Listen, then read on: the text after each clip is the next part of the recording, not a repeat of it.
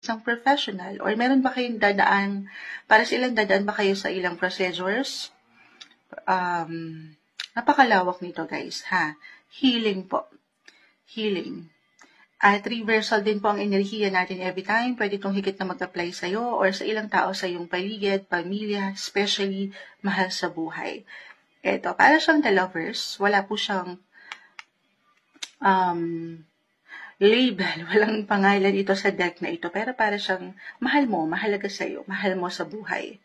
Meron kayong pagdadaanang, ano yan?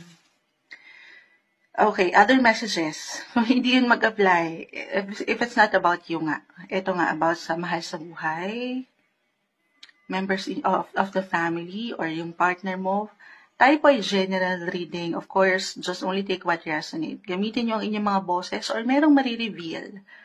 Merong balita, informasyon, yes, merong something revelation.